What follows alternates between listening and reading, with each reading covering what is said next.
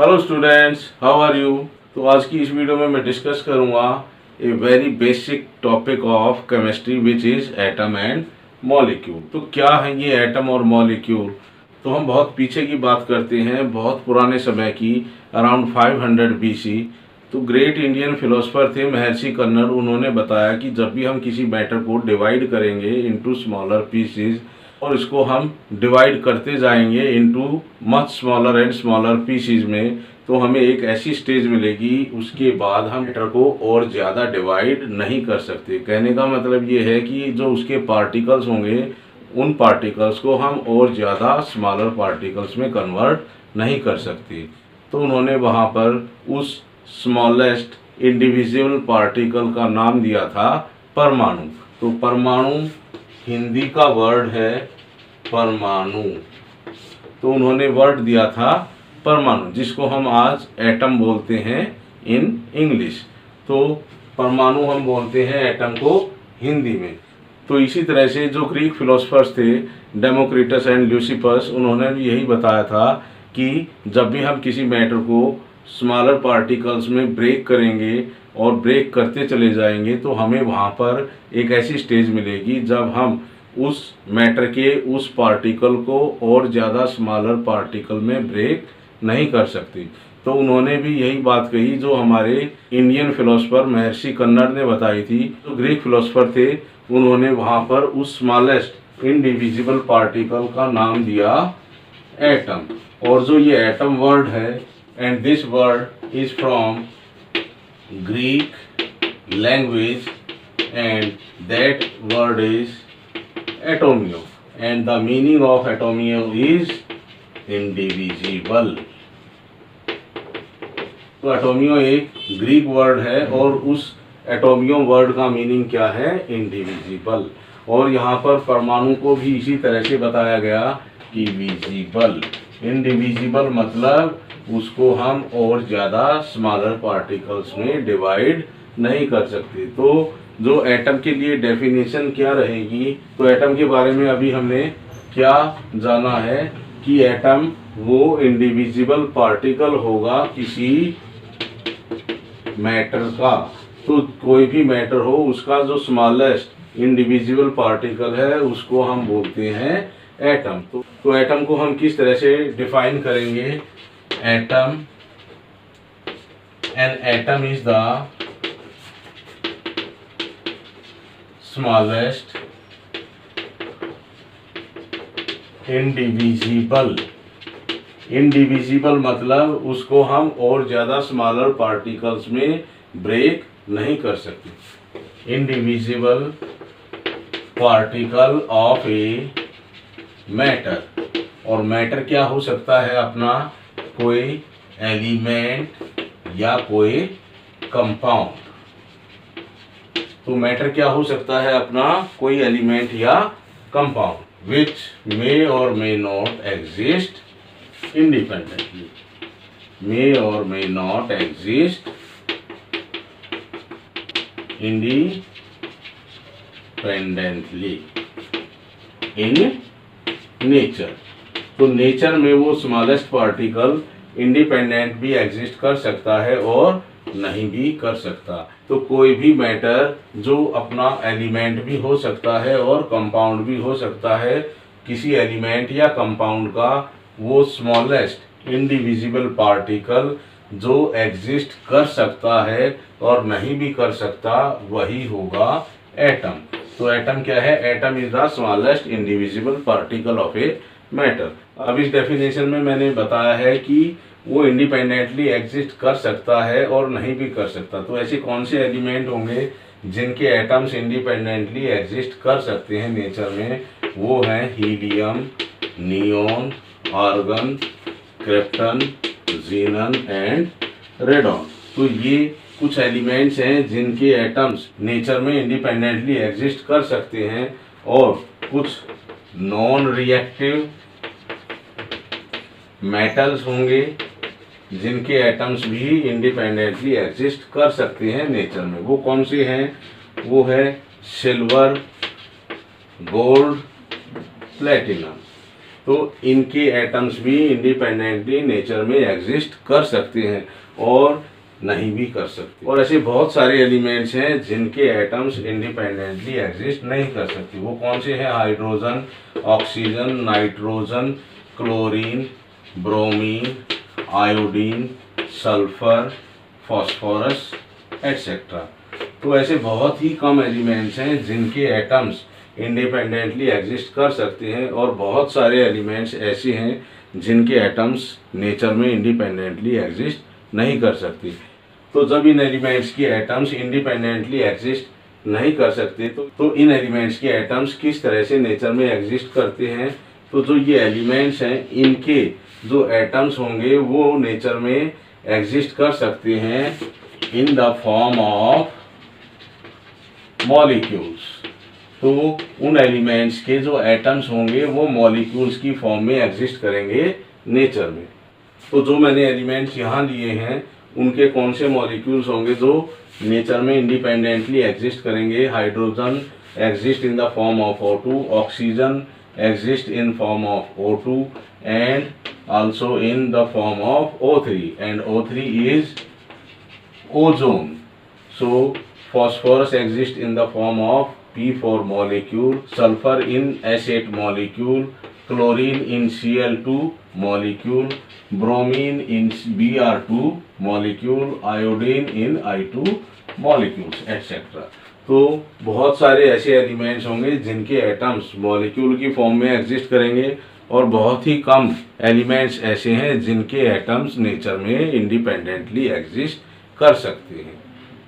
तो यहाँ पर एटम से रिलेटेड एक पॉइंट और है अपना कि an atom of an element, कि किसी एलिमेंट का कोई भी एटम हो, इट कंटेन्स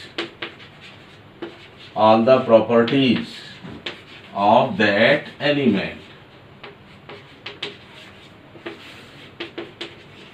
उस एलिमेंट की सारी प्रॉपर्टीज उस एलिमेंट के एटम में हमें दिखाई देंगी या होंगी।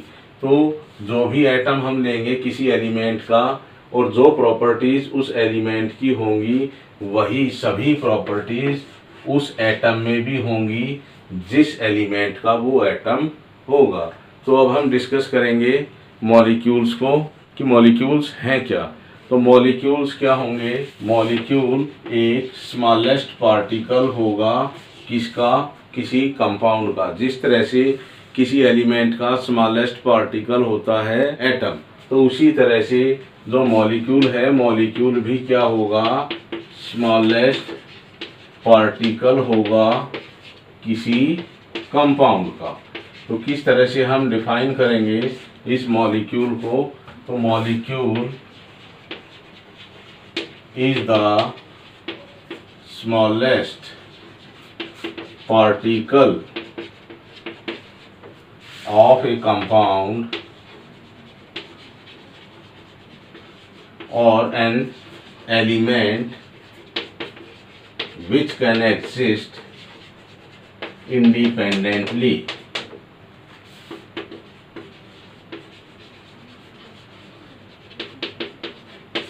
तो जिस तरह से एटम एक स्मॉलेस्ट पार्टिकल होता है किसी एलिमेंट का जो इंडिपेंडेंटली एग्जिस्ट नहीं कर सकता नेचर में, लेकिन जो मॉलिक्यूल है मॉलिक्यूल भी स्मॉलेस्ट पार्टिकल होगा किसी कंपाउंड का या किसी एलिमेंट का जो नेचर में इंडिपेंडेंटली एग्जिस्ट कर सकता है। तो मॉलिक्यूल कैसे बनता है? मॉलिक्यूल जब भी किसी एक एलिमेंट के दो या दो से ज़्यादा एटम्स कंबाइन करेंगे और जो कंबाइन करने के बाद जो एक पार्टिकल बनेगा वो होगा उस एलिमेंट का मॉलिक्यूल। वो नेचर में एग्जिस्ट कर सकता है इंडिपेंडेंटली।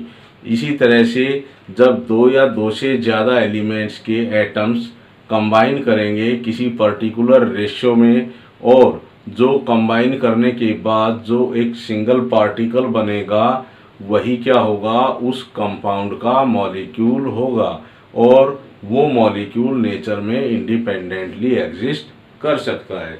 तो यहाँ मैं कुछ एग्जांपल्स डिस्कस करूँगा molecules of compound and molecules of some elements. तो जैसा मैंने बताया था, हाइड्रोजन है वो उसका सिंगल एटम नेचर में एग्जिस्ट नहीं कर सकता, लेकिन जब इसी हाइड्रोजन एलिमेंट्स के 2 एटम्स कंबाइन कर लेंगे और कंबाइन करने के बाद जो हमें सिंगल पार्टिकल मिलेगा, ये होगा उस हाइड्रोजन एलिमेंट का मॉलिक्यूल। और यही हाइड्रोजन मॉलिक्यूल एग्जिस्ट कर सकता है नेचर में इंडिपेंडेंटली।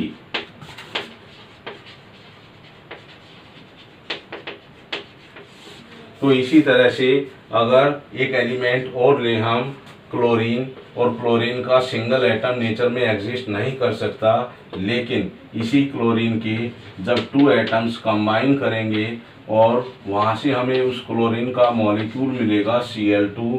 अब यही जो Cl2 मॉलिक्यूल होगा ये भी नेचर में इंडिपेंडेंटली एग्जिस्ट कर सकता है।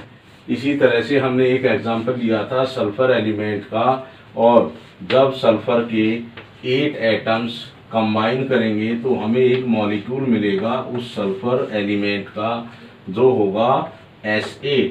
अब ये S8 मॉलिक्यूल नेचर में इंडिपेंडेंटली एग्जिस्ट कर सकता है, लेकिन इसी सल्फर का जो सिंगल एटम होगा वो नेचर में एग्जिस्ट नहीं कर सकता। तो यहाँ मैंने कुछ एग्जांपल्स लिए हैं मॉलिक्यूल्स ऑफ एलिमेंट्स के। तो अब मैं डिस्कस करूँगा कुछ ऐसे मॉलिक्यूल्स के बारे में जिसमें more than 1 type of atoms combine करके मॉलिक्यूल की फॉर्मेशन करेंगे। तो इसके लिए मैं यहाँ पर एक सिंपलेस्ट मॉलिक्यूल या कंपाउंड को डिस्कस करूँगा सबसे पहले, और ये फॉर्मूला है किसका, वाटर का।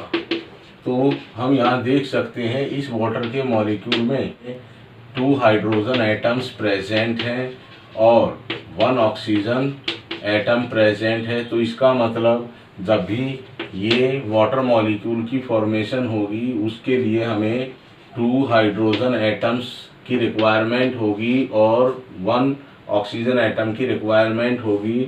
इसको हम इस तरह से भी लिख सकते हैं H+H+O। और जब ये 3 एटम्स कंबाइन करेंगे तो हमें एक मॉलिक्यूल मिल जाएगा वाटर का। तो वाटर की मॉलिक्यूल की फॉर्मेशन के लिए 2 हाइड्रोजन एटम्स और 1 ऑक्सीजन एटम की रिक्वायरमेंट होगी। अब हमें पता है कि जो सिंगल हाइड्रोजन एटम एग्जिस्ट नहीं कर सकता, सिंगल ऑक्सीजन एटम भी एग्जिस्ट नहीं कर सकता नेचर में, लेकिन जब ये कंबाइन होंगे 2 hydrogen atoms and 1 oxygen atom, तो उससे जो हमें एक सिंगल पार्टिकल मिलेगा, उस सिंगल पार्टिकल को हम क्या बोलते हैं, उसको मॉलिक्यूल बोलेंगे। और यही मॉलिक्यूल एग्जिस्ट कर सकता है नेचर में इंडिपेंडेंटली। तो जो मॉलिक्यूल होगा वो नेचर में इंडिपेंडेंटली एग्जिस्ट कर सकता है। तो इसी तरह से हम एक मॉलिक्यूल और लेंगे जिसमें हम देखेंगे कि उस मॉलिक्यूल को बनाने के लिए हमें 2 डिफरेंट एलिमेंट्स की रिक्वायरमेंट होगी, और वो भी अपना सिंपल एग्जाम्पल होगा। इसका नाम है कार्बन डाइऑक्साइड। और इस फॉर्मूला से हम देख सकते हैं इस कार्बन डाइऑक्साइड के 1 मॉलिक्यूल में कितने एटम्स हैं, कौन कौन से एलिमेंट्स प्रेजेंट हैं और उन एलिमेंट्स के कितने एटम्स प्रेजेंट हैं। तो यहाँ पर कार्बन का सिंगल एटम है और 2 ऑक्सीजन एटम्स हैं, और जब ये डिफरेंट एलिमेंट्स के एटम कंबाइन करेंगे in a particular fix number, then we get a CO2 molecule. तो अब CO2 मॉलिक्यूल नेचर में एग्जिस्ट कर सकता है इंडिपेंडेंटली, क्योंकि ये कार्बन का जो सिंगल एटम है ये नेचर में इंडिपेंडेंटली एग्जिस्ट नहीं कर सकता। इसी तरह से जो ऑक्सीजन एलिमेंट है उसका भी सिंगल एटम नेचर में एग्जिस्ट नहीं कर सकता, लेकिन यही एटम्स जब कंबाइन करेंगे और इनके fix number of atoms of different elements combine होंगे और उसके कम्बिनेशन से जो यहाँ सिंगल पार्टिकल बनेगा, अब यही सिंगल पार्टिकल क्या होगा, मॉलिक्यूल ऑफ कार्बन डाइऑक्साइड। और यही मॉलिक्यूल नेचर में एग्जिस्ट कर सकता है इंडिपेंडेंटली। इसी तरह से हम एक एग्जांपल और लेंगे जिसमें 2 से ज़्यादा एलिमेंट्स के एटम्स प्रेजेंट होंगे, वो है HNO3 नाइट्रिक एसिड। और इस नाइट्रिक एसिड में हम देख सकते हैं कि सिंगल हाइड्रोजन एटम है इस मॉलिक्यूल में, 1 नाइट्रोजन एटम है और 3 ऑक्सीजन एटम्स प्रेजेंट है। और जब इस फिक्स्ड रेशियो में इन एलिमेंट्स के एटम्स कंबाइन करेंगे और उस कॉम्बिनेशन से एक सिंगल पार्टिकल की फॉर्मेशन होगी, वो होगा HNO3। और यही HNO3 जो सिंगल पार्टिकल बनता है वही क्या होगा, मॉलिक्यूल। और मॉलिक्यूल किसका होगा, ये किसी कंपाउंड का होगा। और कंपाउंड क्या है, वो नाइट्रिक एसिड। तो molecule is the smallest indivisible particle of a compound or element which can exist in nature independently. अब लास्ट पॉइंट जो अपना बचता है इसमें कि जो मॉलिक्यूल होगा किसी भी एलिमेंट या कंपाउंड का, तो उस मॉलिक्यूल की जो प्रॉपर्टीज होंगी वही प्रॉपर्टीज होंगी उस कंपाउंड में जिस कंपाउंड का ये सिंगल पार्टिकल है। मीन्स यहाँ हमें एक नाइट्रिक एसिड मॉलिक्यूल दिखाई देता है और ये जो नाइट्रिक एसिड मॉलिक्यूल है ये मॉलिक्यूल है इस कंपाउंड नाइट्रिक एसिड का। तो जो भी प्रॉपर्टीज होंगी इस नाइट्रिक एसिड कंपाउंड में वही सभी प्रॉपर्टीज हमें मिलेंगी इस कंपाउंड के सिंगल मॉलिक्यूल में। सो स्टूडेंट्स, लास्ट में इस वीडियो के एंड में मैं एक बार फिर दोबारा से रिपीट करता हूँ एटम और मॉलिक्यूल की डेफिनेशन। तो एटम क्या है? An atom is the smallest indivisible particle of a matter and a matter में बी एन एलिमेंट और ए compound. So an atom is the smallest indivisible particle of a matter which may or may not exist independently, but a molecule is the smallest particle of a compound and it can exist independently in nature. So an atom may or may not exist independently in nature, but a molecule can exist independently in nature.